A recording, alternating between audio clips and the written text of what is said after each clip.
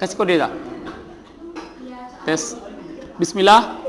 Assalamualaikum warahmatullahi wabarakatuh. Alhamdulillahirabbil alamin. Wassalatu wassalamu ala asrafil anbiya'i wal mursalin wa ala alihi wa ashabihi rasulillahi ajma'in. Bersyukur kita kepada Allah Subhanahu wa taala dengan rahmat dan nikmat-Nya. Pada pagi hari ini kita masih diberikan kesempatan untuk bisa berhadir di sekolah yang sama-sama kita cintai ini. Bersalawat kita kepada Nabi kita Nabi Muhammad sallallahu alaihi wasallam dengan ucapan Allahumma shalli ala Muhammad wa ala ali Muhammad. Yang sama-sama kita hormati wali kelas 9B Ustazah Dila. Kemudian yang sama-sama Ustaz cintai, yang Ustaz banggakan, anak-anak Ustaz semuanya. Karena Allah Subhanahu wa taala, semoga anak-anak Ustaz semua menjadi anak-anak yang soleh dan soleha, anak-anak yang penghafal Al-Quran. Amin. Amin ya rabbal alamin. Baik, untuk semuanya, untuk sempurnanya kegiatan acara kita ini, mari kita buka dengan Al-Fatihah. 3, 2, 1. A'udzu billahi minasy syaithanir rajim. Bismillahirrahmanirrahim. Alhamdulillahi rabbil alamin. Ar-Rahmanir-Rahim. Maliki yaumiddin. Iyyaka na'budu wa iyyaka nasta'in. Ihdinas siratal mustaqim. Siratal ladzina an'amta 'alaihim ghairil maghdubi 'alaihim waladdallin. Amin. Alhamdulillah, dengan melafazkan Al-Fatihah, semoga kegiatan kita ini diberkahi dan diridhai oleh Allah Subhanahu wa taala. Itu hanya sekedar mukadimah, kita masuk pada inti kita, yakninya kita sama-sama mendengarkan yakninya lantunan ayat suci Al-Quran, tahfizul Quran bersama anak kita Cica atau Khairunisa ya. Siapa namanya? Siapa? Ya? Fitria Salsabila. Fitria Salsabila. Baik, kepada Fitria Salsabila untuk maju ke depan ataupun Caca ya, atau Caca. Kemudian setelah itu baru Falisa. Baik, demikian. Assalamualaikum warahmatullahi wabarakatuh.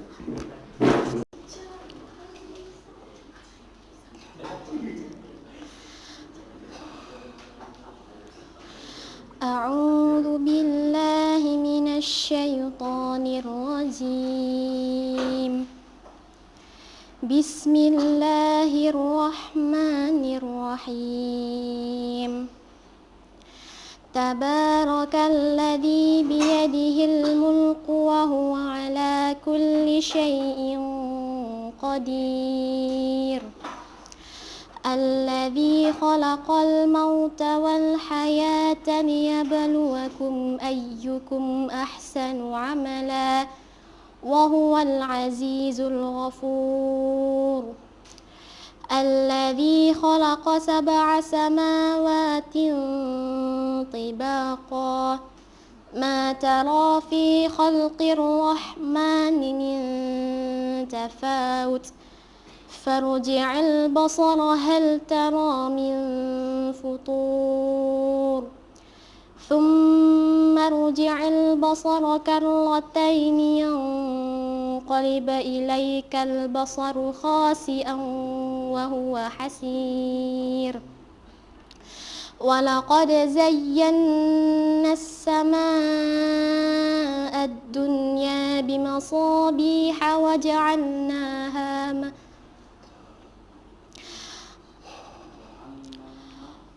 ولقد زينا السماء الدنيا بمصابيح وجعلناها رجوما للشياطين وأعتدنا لهم عذاب السعير وللذين كفروا بربهم عذاب جهنم وبئس المصير إذا ألقوا فيها سمعوا لها شهيقا وهي تفور تكاد تميز من الغيظ كلما ألقي فيها فوج سألهم خزنتها ألم يأتكم نذير قالوا بلى قد جاءنا نذير فكذبنا وقلنا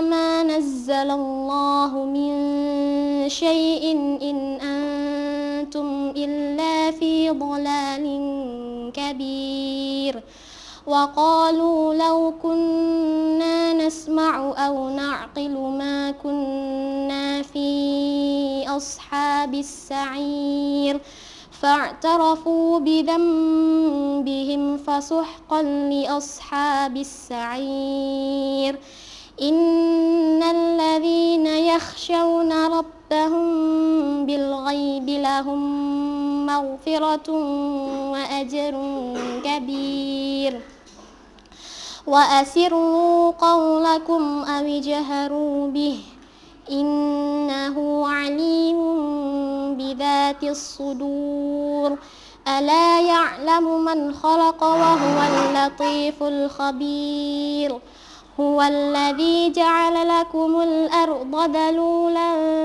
فامشوا في مناكبها وكلوا من رزقه وإليه النشور أأمنتم من في السماء أن يخسف بكم الأرض فإذا هي تمور أم أمنتم من في السماء أن يرسل عليكم حاصبا فستعلمون كيف نذير ولقد كذب الذين من قبلهم فكيف كان نكير أولم يروا إلى الطير فوقهم صافات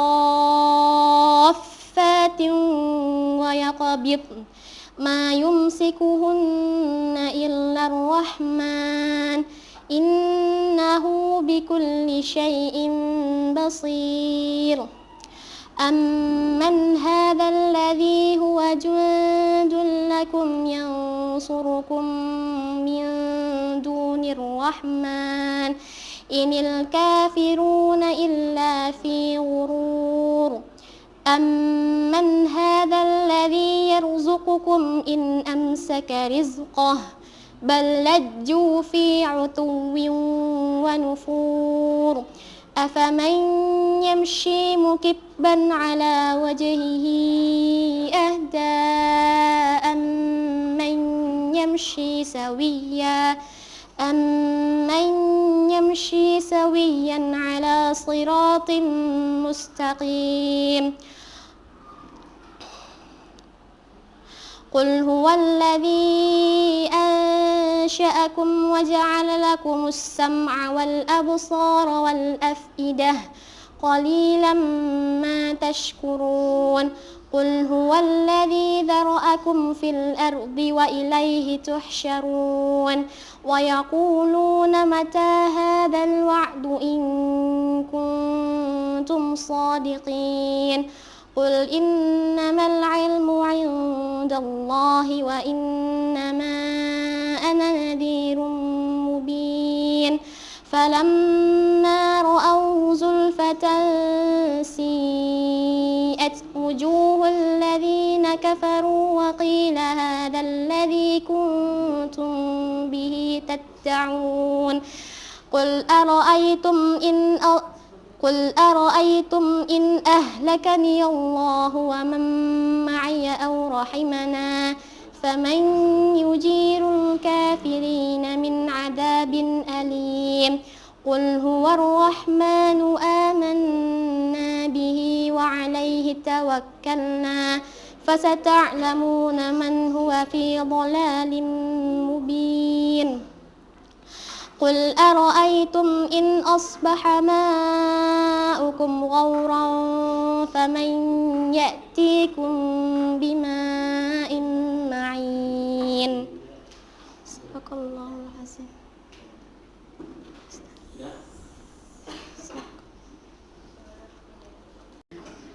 Oke, tadi kita udah dengarkan lantunan ayat suci Al-Quran yang disampaikan, yang dilantunkan oleh Caca. Nah, itu kan salah satu program unggulan dari sekolah kita, yaitu Holakoh. Di sini tujuan Holakoh itu selain menghafal Al-Quran, juga memperlancar kalian bagaimana cara kalian melafazkan huruf-huruf yang ada di Al-Quran, kemudian tajud-tajudnya juga gitu. Jadi selain ada kegiatan tahfiz di kelas, Holakoh ini juga membantu kalian untuk memperlancar lagi, lebih mendalam lagi terkait pembelajaran Al-Quran. Nah, Al-Quran itu, di sekolah ini selain belajar soal bahasa Arab dan bahasa Inggris juga, kita juga ada belajar bahasa Al-Quran, karena bahasa Al-Quran itu juga juga sesuai untuk bahasa di akhirat. Oke? Paham sampai sini? Paham? Oke, abis ini lanjut yang laki-laki ya. Kita lanjut yang laki-laki. Tadi kita udah dengar yang perempuannya surat Al-Muluk. Sekarang kita lanjut yang laki-lakinya surat Al-Muluk yang akan dibacakan oleh Wahyu Raki. Kepada Wahyu Raki dipersilahkan. A'udzu billahi minasyaitonir rajim. Bismillahirrahmanirrahim. Tabarakalladzi biyadihil mulku wa huwa ala kulli syai'in qadir. Allazi khalaqal mauta wal hayata liyabluwakum ayyukum ahsanu amala wa huwal azizul ghafur. Allazi khalaqa sab'a samawati tibaqa ma tara fi khalqir rahmani min tafawut farji'il basara hal tara min futur summa rji'il basara karratayn yanqalib ilayka al-basaru khashi'an wa huwa 'asir ولقد زينا السماء الدنيا بمصابيح وجعلناها رجوما للشياطين وأعتدنا لهم عذاب السعير وللذين كفروا بربهم عذاب جهنم وبئس المصير إذا ألقوا فيها سمعوا لها شهيقا وهي تفور تكاد تميز من الغيظ كلما ألقي فيها فوج سألهم خزنتها ألم يأتكم نذير قالوا بلى قد جاءنا نذير فكذبنا وقلنا ما نزل الله من شيء إن أنتم إلا في ضلال كبير قالوا لو كنا نسمع أو نعقل ما كنا في أصحاب السعير فاعترفوا بذنبهم فسحقا لأصحاب السعير إن الذين يخشون ربهم بالغيب لهم مغفرة وأجر كبير وأسروا قولكم أو اجهروا به إنه عليم بذات الصدور ألا يعلم من خلقه وهو اللطيف الخبير هو الذي جعل لكم الأرض ذلولا فامشوا في مناكبها وكلوا من رزقه وإليه النشور أأمنتم من في السماء أن يخسف بكم الأرض فإذا هي تمور أم أمنتم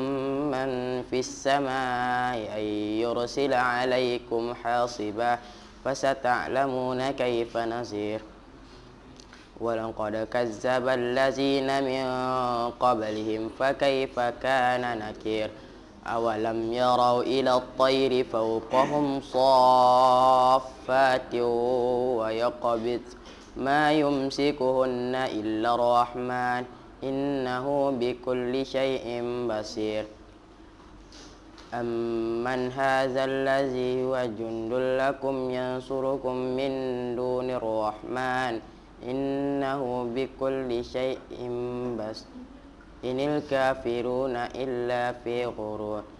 Amman hadzal ladzi yarzuqukum in amsaka rizqah bal lajju fi 'utuwin wa nufur. Afaman yamshi mukibban ala wajhihi ahda amman yamshi sawiyan ala siratim mustaqim. Qul huwal ladzi zaraakum fil ardi wa ilaihi tuhsyarun. Wa yaquluna mata hadzal wa'du in kuntum shadiqin. Qul innamal ilmu indallahi wa innama ana nadhirum mubin. Walamma ra'awha qalu falamma ra'awhu zulfatan syi'at wujuhul ladzina kafaru wa qila hadzal ladzi kuntum bihi tad'un. Qul ara'aytum in ahlakani Allahu wa man ma'ya aw rahimana faman yujidul kafirina min azamin alim. Qul huwa ar-rahmanu amanna bihi wa alayhi tawakkalna fasata'lamuna man huwa fi dhalalin mubin. Qul huwa ar-rahmanu Qul ara'aytum in asbaha ma'ukum ghawran faman ya'tikum bima'in ma'in. Sadaqallahu lazim. Alhamdulillah, kita sama-sama sudah mendengarkan lantunan surah Al-Muluk, ya mudah-mudahan dengan dilantunkan surah Al-Muluk tersebut, baik yang membaca ataupun kita yang mendengarkan, semoga diberikan hidayah, taufik dan rahmat dari Allah Subhanahu wa taala. Dan juga tadi wali kelas antum Ustazah Dila sudah memberikan motivasi yang sungguh luar biasa kepada kita tadi tentang membaca dan pentingnya kita membaca dan menghafal Quran. Dan juga anak kita Fitria Salsabila atau Caca, kemudian Wahyu Rakiatnan atau Raki, alhamdulillah sudah menyampaikan ataupun membacakan, melantunkan surah Al-Muluk tersebut di hadapan kita bersama.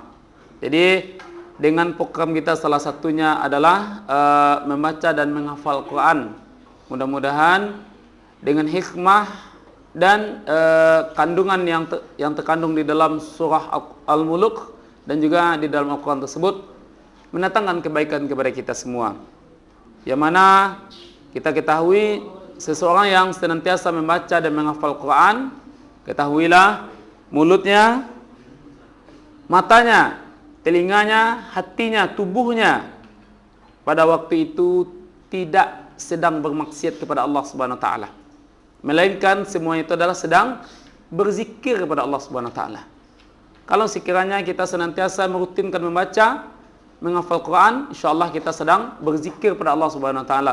Wafat pun kita pada waktu itu, insyaallah kita wafat dalam keadaan husnul khatimah.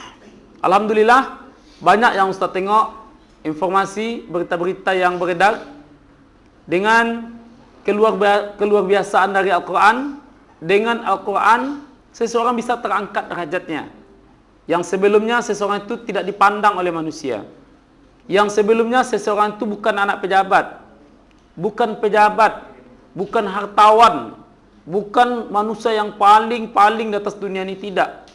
Tetapi karena hikmah dan kemaha luar biasaan dari Al-Quran, seseorang yang seyokianya yang tidak pernah dikenal, yang tidak diketahui oleh penduduk dunia, akhirnya Allah Subhanahu wa taala mengangkat derajatnya.